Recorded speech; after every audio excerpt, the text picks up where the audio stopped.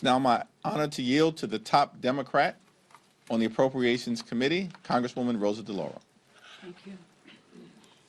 Thank you so much, Mr. Leader, for convening this press event today and on this particular issue, which is really so critical.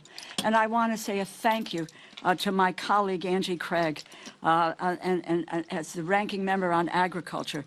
Thank you for your expertise. Thank you for your leadership on this very, very critical issue that we're talking about today. I want to start by making one thing abundantly clear. What President Trump is doing on the hunger issue and on the nutrition issue is immoral.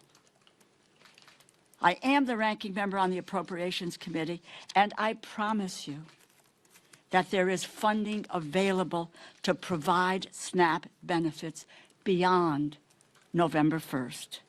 There is, at the very least, over $5 billion in contingency funds that Congress set aside. Congress, Democrats and Republicans, set aside explicitly to pay out SNAP benefits in the event of some unforeseen circumstances, like President Trump's shutdown. They are, in fact, by doing this, in violation of the Empowerment Control Act of 1974.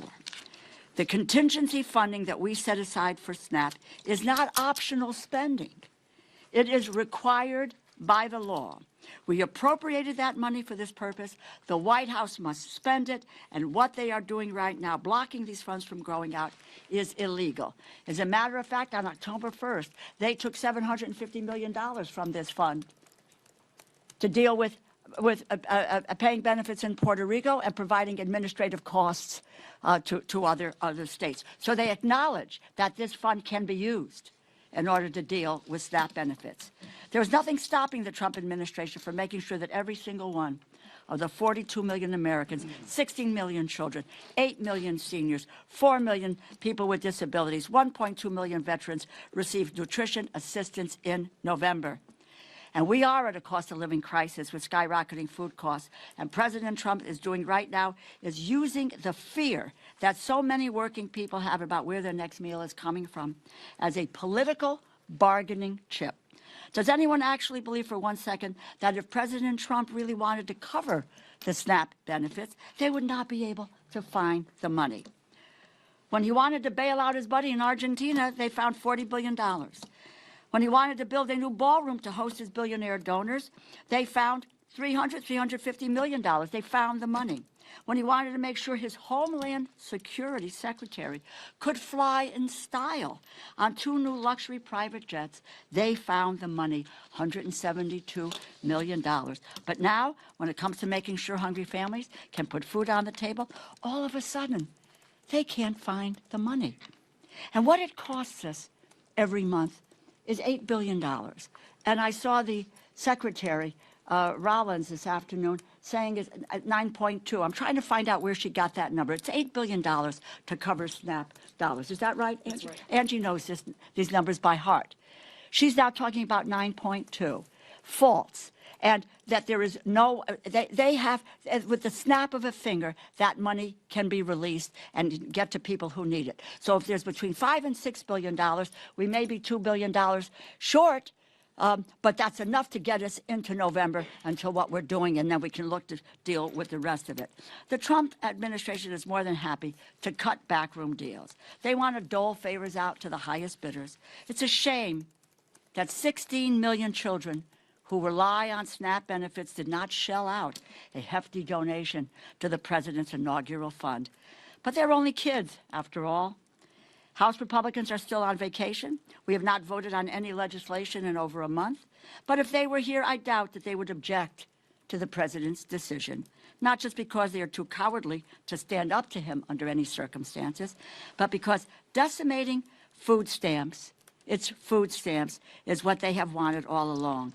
Their big, beautiful bill, as the leader has pointed out, and his signature piece of legislation, slashes SNAP funding by $189 billion. That will strip 22 million Americans of some or all of their nutrition assistance over 10 years. Let me just conclude by saying to you that, does anybody believe there is a shortage of food in the United States of America? Anyone who believes that? No. We have an abundance of food here in this country, and the president is required by law to use the remaining money in the contingency fund that Congress appropriated. It's not up for debate. He has the broad authority to transfer funds beyond that to cover the program. If he does not do so, it is because he chooses to not do it. It may be because they don't care about feeding hungry families. I don't deal with food insecurity as a phrase. This is about hungry people. People going hungry in the United States when we have an abundance of food in this country. This is not a game, it's people's lives. We're the wealthiest nation in the world, as I said, with the abundance of food, and no one, not an adult, not a child, not a senior, not a veteran, should go hungry in the United States. Under President Trump and Republicans' failed leadership, it is just one crisis after another. Open enrollment for health insurance begins in 4 days. They have not addressed the health care crisis they created. President Trump and the Republicans should return to Washington, end the shutdown. Vacation is over. We are here, we are working, and we are ready whenever they decide to join us.